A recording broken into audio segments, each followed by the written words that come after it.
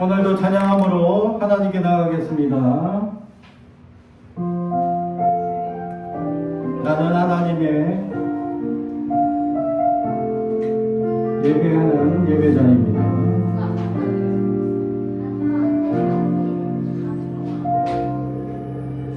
나는 하나님을 예배하네 예배자입니다.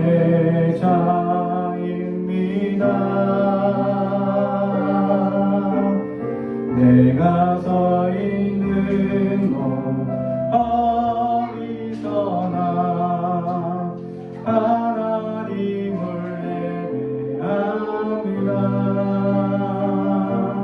내 영혼 거룩한 은혜를 향하여 내 마음 완전한 하나님 향하여 이곳에서 바로 이 시간 하나님을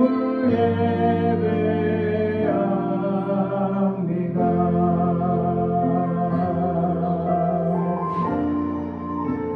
나는 하나님을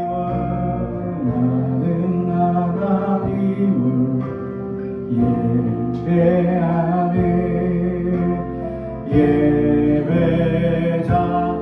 예배자입니다. 내가 서 있는 곳 어디서나 하나님을 예배합니다. 내 영혼 거룩한 은혜를 향하여 내 마음 완전한 하나님 향하여 이곳에서 바로 이 시간 하나님을 예배합니다.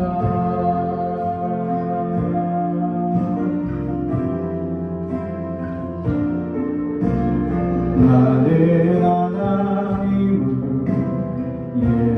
예배하네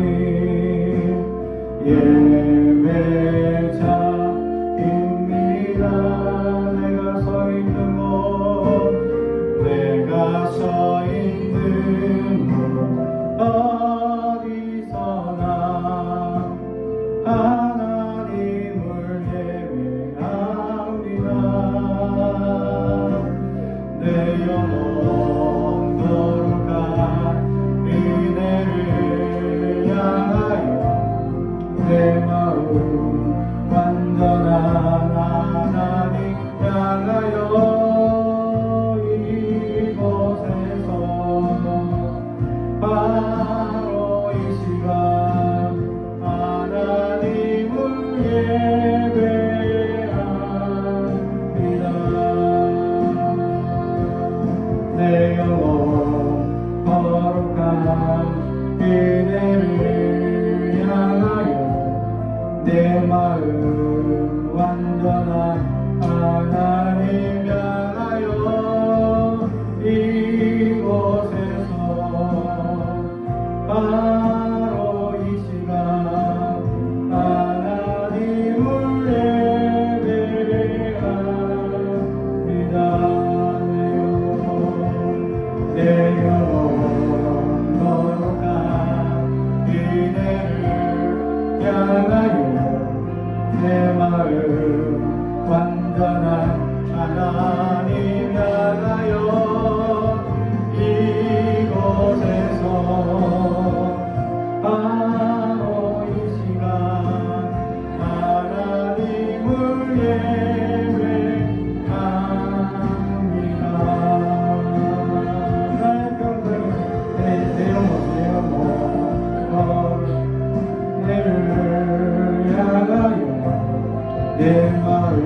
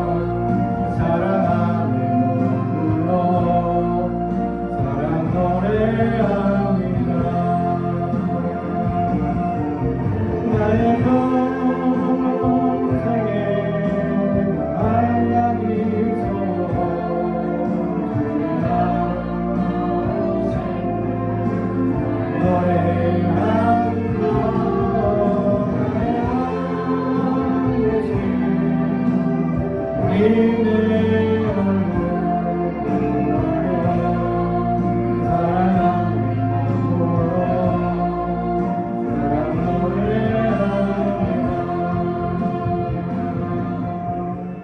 할렐루야.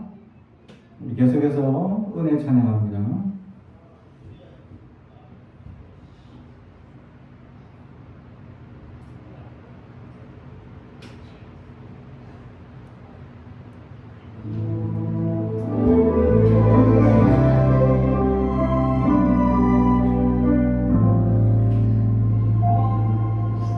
내가 누려왔던 모든 것들이 내가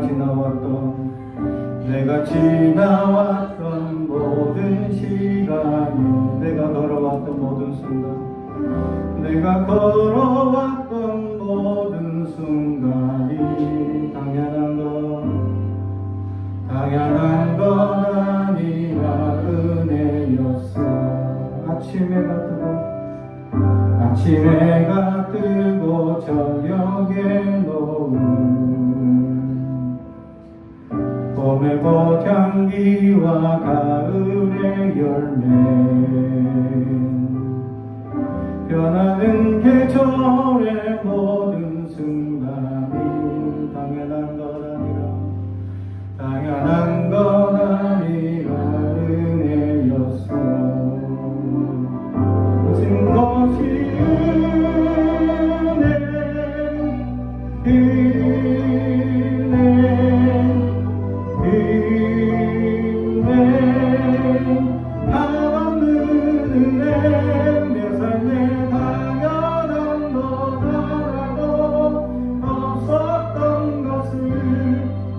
것이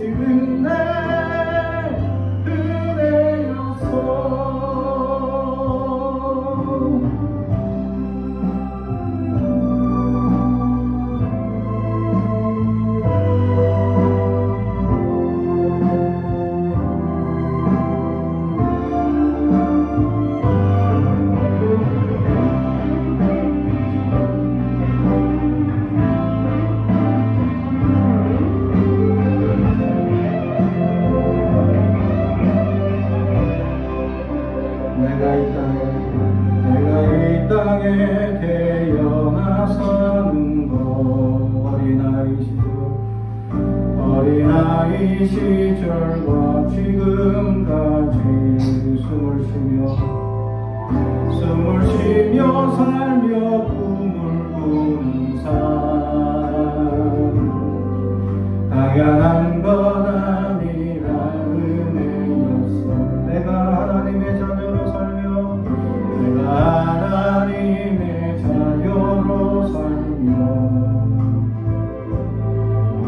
오늘 찬양하고 예배하는 삶 복음을 전할 수 있는 축복이 당연한 건 아니라 은혜여서 모든 것이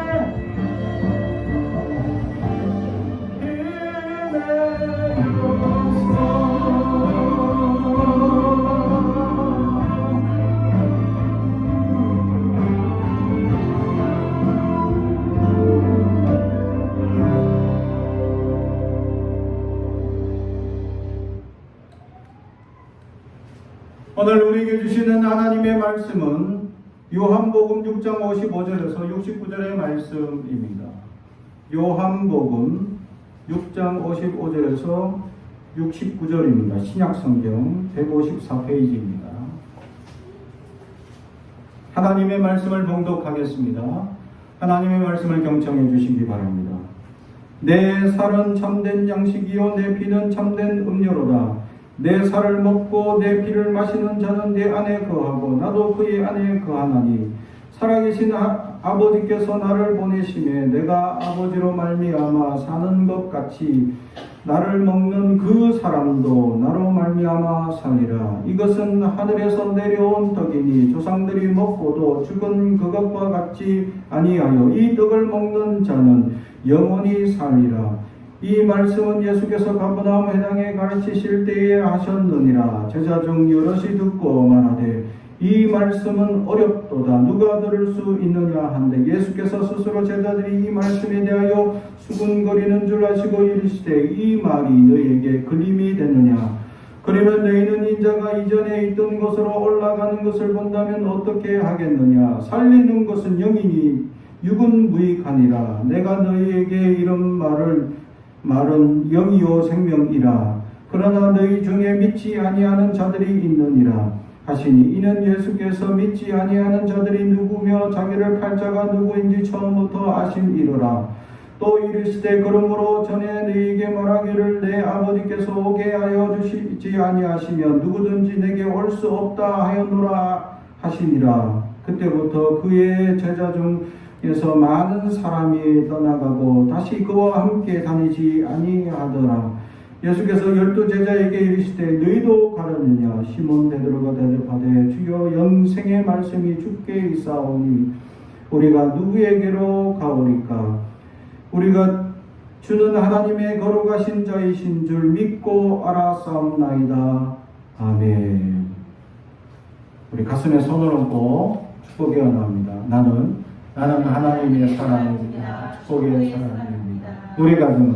우리 가정은 영혼이 잘됨 같이 범사가 잘되고 강건해지는 가정입니다. 우리 교회는 번성하고 창대하게 되며 하나님의 언약이 이루어지는 교회입니다. 아멘. 주님의 살과 피라는 제목의 말씀으로 은혜를 나누고자 합니다. 오늘 말씀 때문에 고대에 전도하던 수많은 선교사들이 수많은 오해를 가지게 됩니다. 여러분 혹시 중국 영화를 보시면 이 중국 영화 안에 정파와 사파가 있는 내용들이 나옵니다. 혹시 들어보셨어요? 뭐 정파는 소림파 뭐 이런 사람들이죠. 근데 사파는 누군지 아십니까? 기독교인들입니다. 사실 처음 들어보셨죠? 역사적으로 이 중국 안에 복음을 전하는 큰 무리들이 있었습니다. 근데 이제 기독권 안에 있던 사람들이 정파라고 자기들이 얘기하고 이 새로운 무리들, 이 기독교인 단체들을 거부하기 시작합니다. 이게 너무 강력하게 전도를 하기 때문이죠. 전도의 힘이 너무 대단하기 때문에. 그래서 막 어마어마한 사람들이 무리들이 믿고 이렇게 할 때 이 사람들 중에서 이 왜 사파라고 여겼냐? 오늘 말씀 때문입니다. 내 살을 먹어라. 내 피를 마시라. 이게 성찬식을 할 때 하는 용어들입니다. 주님의 이 빵이 주님의 살이 되고 이 포도주가 주님의 보혈이 되어서 우리가 먹고 마심으로 주님과 동행합니다. 라는 의미를 담는 거죠. 근데 중국 역사에서 그 중국 사람들이 밖에 외부적인 입장에서 봤을 때 저 사람들이 사람 피를 먹는데, 저 사람들이 사람 살을 삶아서 먹는데, 특히 누구를 삶아 먹어? 이 유아세례. 옛날 유아세례는 어떻게 했냐? 아기를 발가벗기고 물에 퐁당했어요.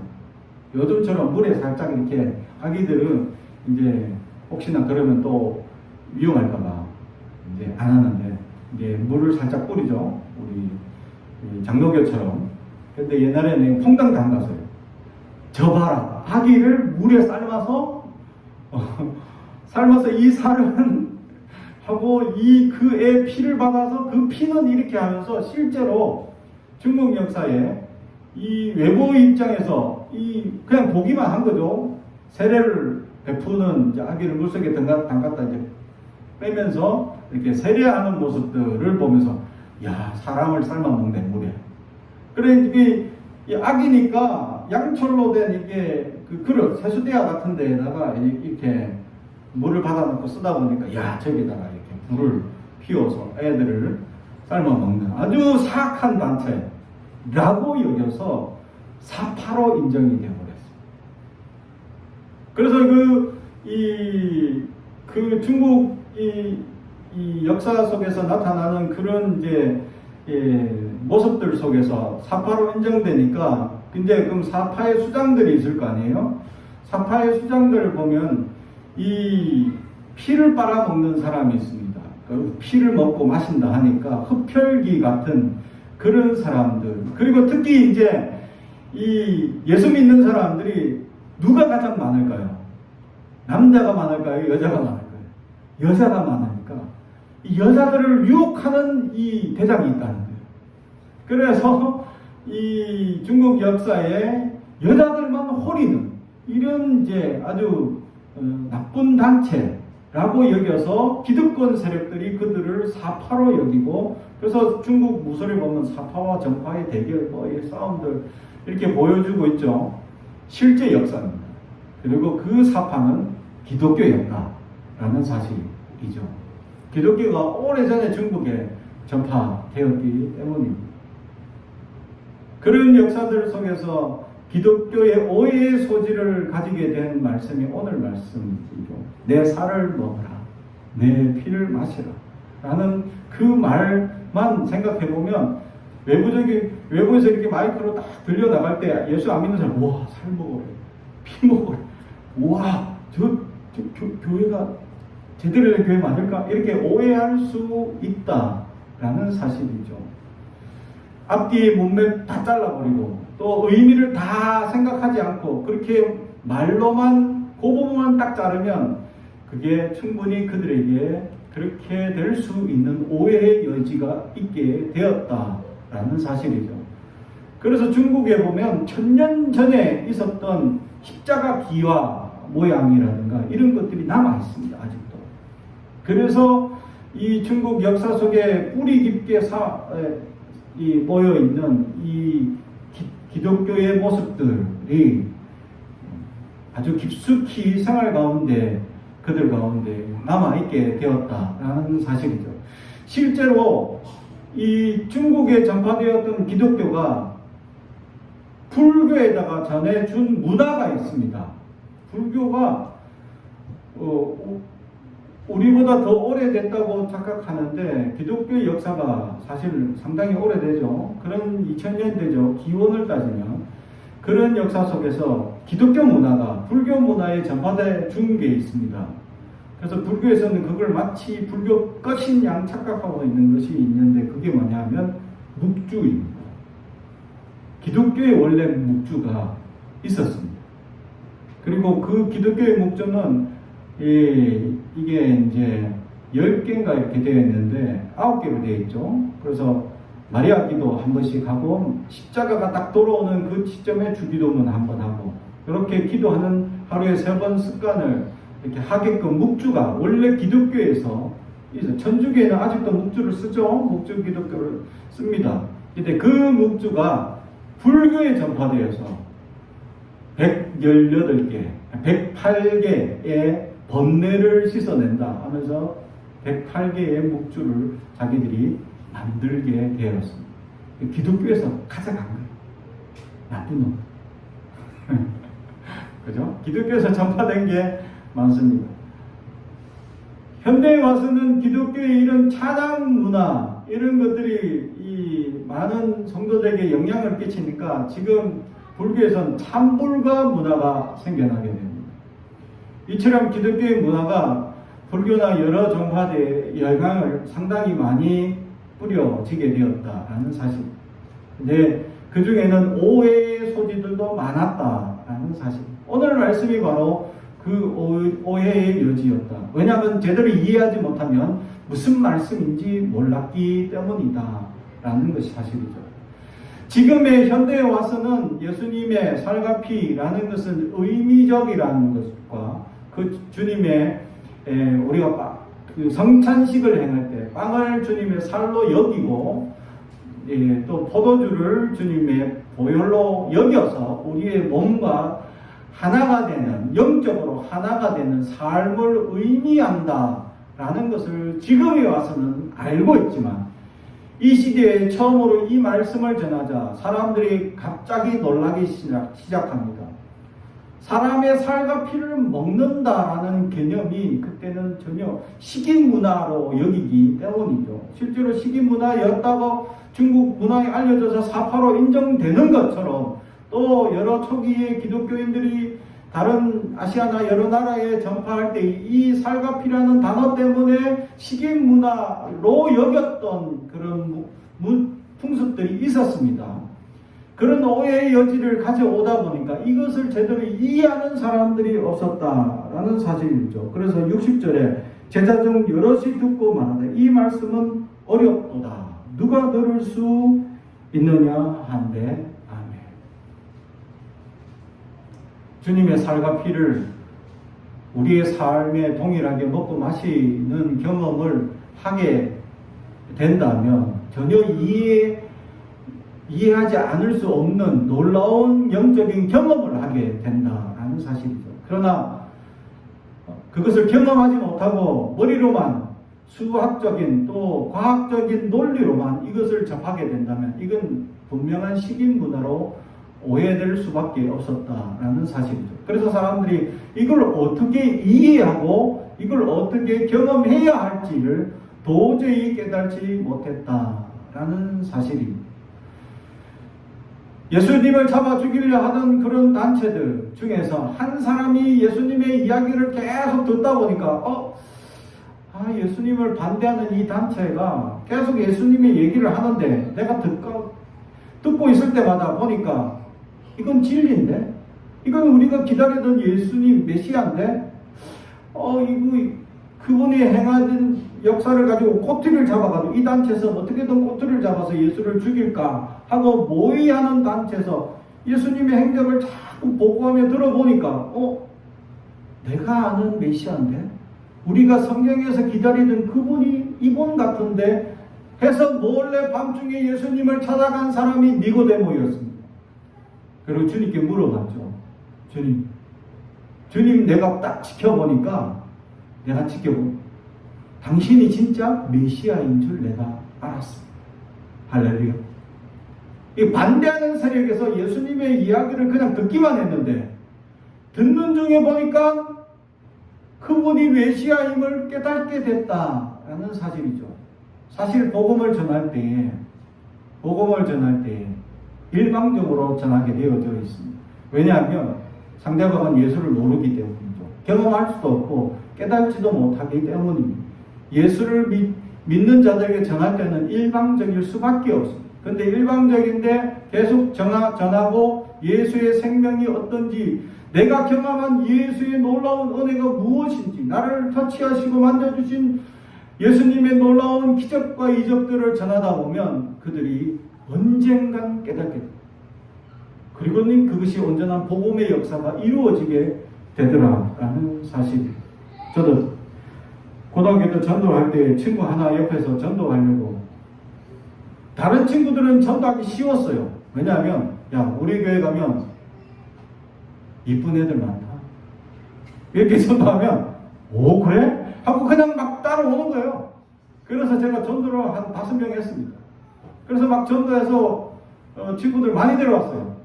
예수님 믿고 나니까 전도하고 싶은 열정이 막 솟아나니까 이 전도하고 싶은 거예요. 생명을 구하고 싶은 거예요. 근데 전하기 너무 쉬웠어. 예수님 안 전하고 뭘 전했어? 우리 교회 이쁜 여학생들 전했어. 그래서 데리고 왔더니 그 친구들이 뭐래? 나를 딱 째려보면서 어디 이쁜 근데 저희 동기가 그때 여학생만 20명, 남학생이 2명, 나랑 1명 이렇게 있었거든요. 그러다 보니까 이 20명의 학생들이 외로워하는 거예요. 그래서 내가 열심히 우리 학교 친구들 전도했죠. 남학생들을. 그 데려오니까 이 학생들이 많으니까 일단 정신이 없는 거지. 그렇게 해서 전도를 했습니다.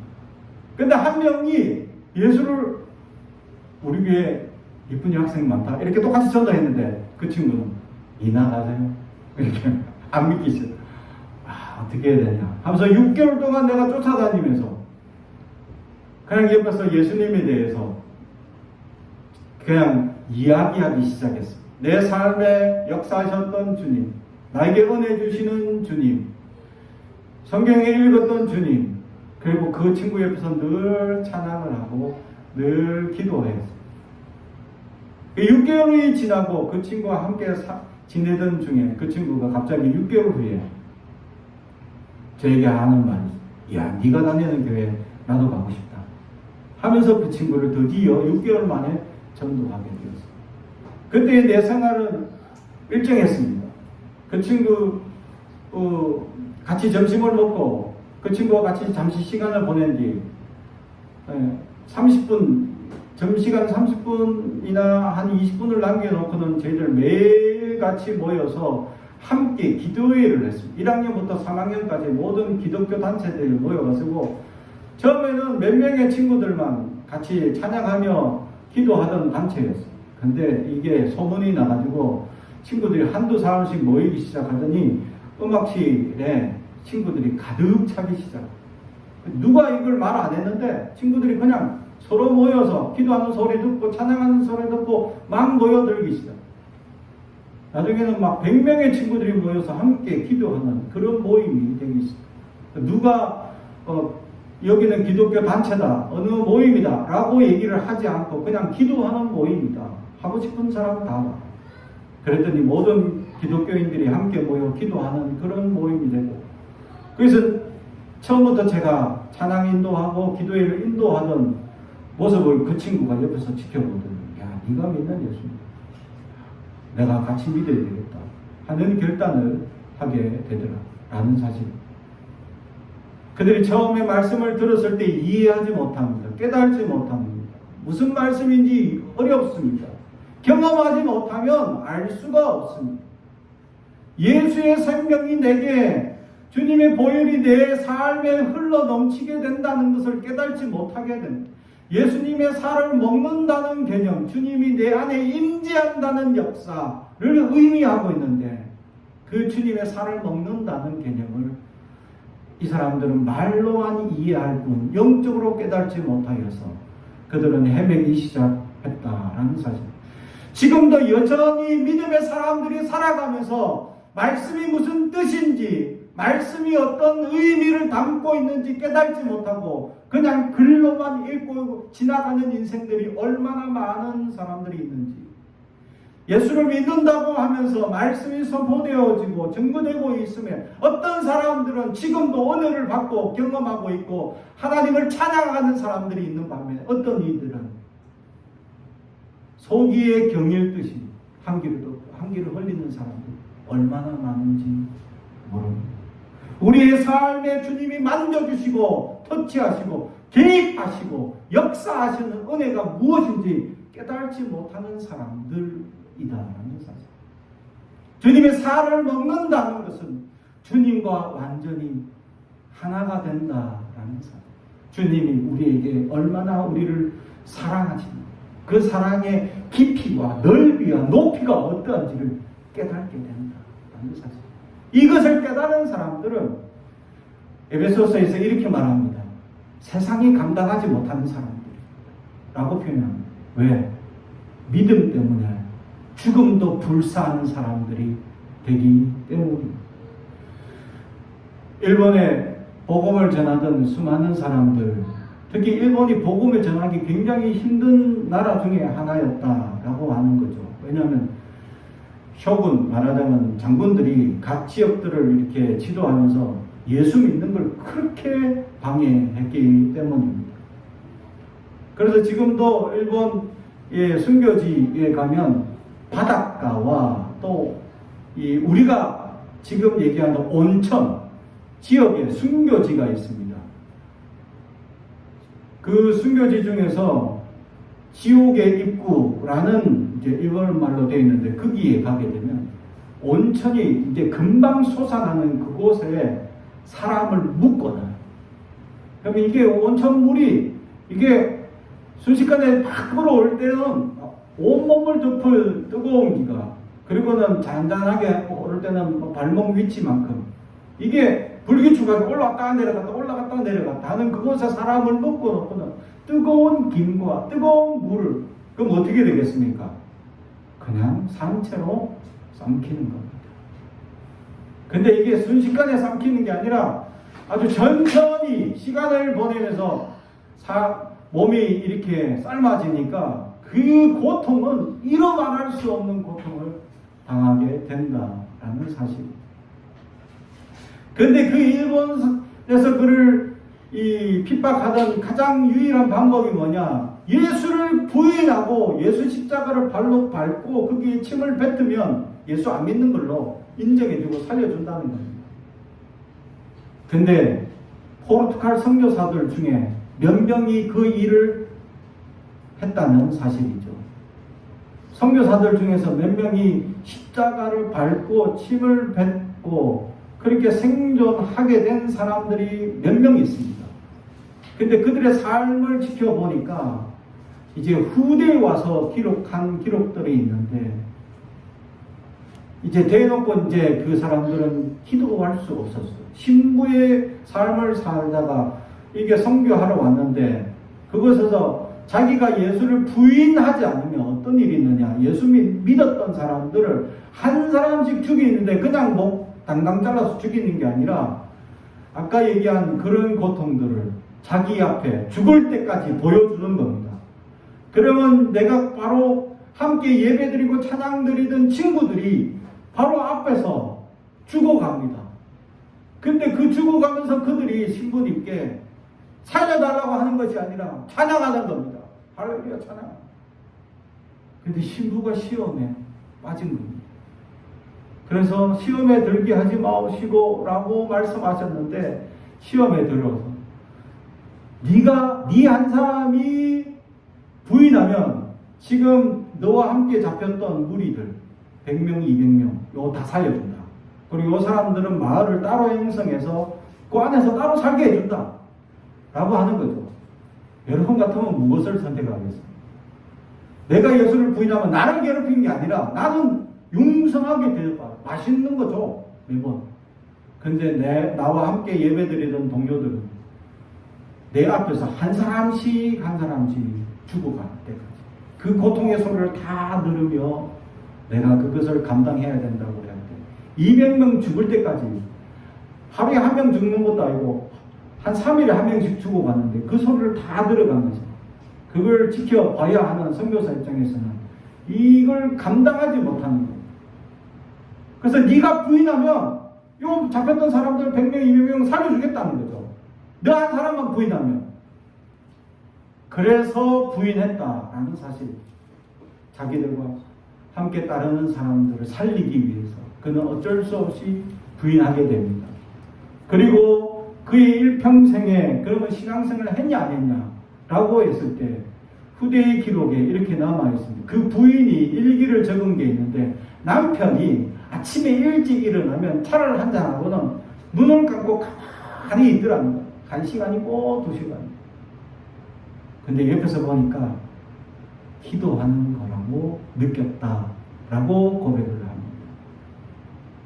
그리고 저녁 때만 되면 또 밥을 먹고 자기 전까지 가만히 또 눈을 감고 묵상하더라는, 명상하듯이 그것도 기도하고 있지 않았나라고 고백하더라는 것. 그리고 3개월에 한 번씩 그 앞에 십자가와 이렇게 예수님의 형상을 가지고 오면 침을 뱉고 발로 밟아야 하는데 그는 꾸준히 발로 밟고 부인했습니다. 그리고는 그 역사적 기록 사실의 마지막 말이 중요한데, 그는 천국에 갔을까요? 안 갔을까요? 라는 질문입니다. 저도 궁금합니다. 어떻게 됐는지. 사랑하는 성도 여러분, 우리의 삶을 살면서 우리가 온전히 이해하지 못한다면 이해하지 못하는 일들이 얼마나 많은지 모릅니다. 복음을 전하기 위해서 살아가다 보면 복음의 삶이 얼마나 복잡합니까? 세상 사람들보다 정직하게 살아야 합니다. 세상 사람들보다 더 정의롭게 살아야 합니다. 세상이 다 부정적이고 정의롭지 못합니다. 어느 시대나 어느 환경에나 한 번도 정의로운 시대, 정의로운 정부, 정의로운 나라는 없습니다. 항상 부당하고 항상 불의했으며 항상 연약한 시대였으나 하나님의 계획을 통하여 항상 그 정의가 승리하지 못했다라는 사실을 우리는 알고 있습니다. 사랑하는 성도 여러분, 그 부당한 이 세상속에 우리가 살아가면서 하나님은 우리가 하나님의 사람들로 하나님의 보혈을 마시고 주님의 살을 먹은 자로서 예수님과 동일한 삶을, 예수님의 삶을 온전히 실천하고자 결단하는 심령들이 우리 가운데 일어나길 주님의 이름으로 축복합니다. 앞으로 더 많은 시대에 더 많은 이 나라들이 불의하고 부당한 일들이 끊임없이 일어납니다. 권력 잡은 자들 입장에서 어느나 공정하다라고 얘기할 수 있는 사람들은 몇 명 없습니다. 기본적인 공정만 지켜주면 세상의 기준으로는 어떤 사람이 되냐? 위대한 사람이 됩니다. 칠레의 어떤 대통령이 아주 존경받는 사람인데 그 사람은 자기 대통령궁까지 고아원으로 기부를 해버립니다. 그리고 나라의 중요한 사람이 이제 이렇게 갑자기 이제 미리 예고 없이 찾아오게 되죠. 미리 예고를 하고 찾아오면 이제 영접할 준비를 하고 기다리고 있을 텐데 전혀 예고 없이 갑자기 찾아온 일이라 준비 없는 대통령을 찾았는데 어디 있느냐? 밭에 가서 농사 짓고 있더랍니다. 대통령이 시간이 날 때마다 밭에 가서 농사 짓고 있더라고요. 그럼 왜 그렇게 하냐?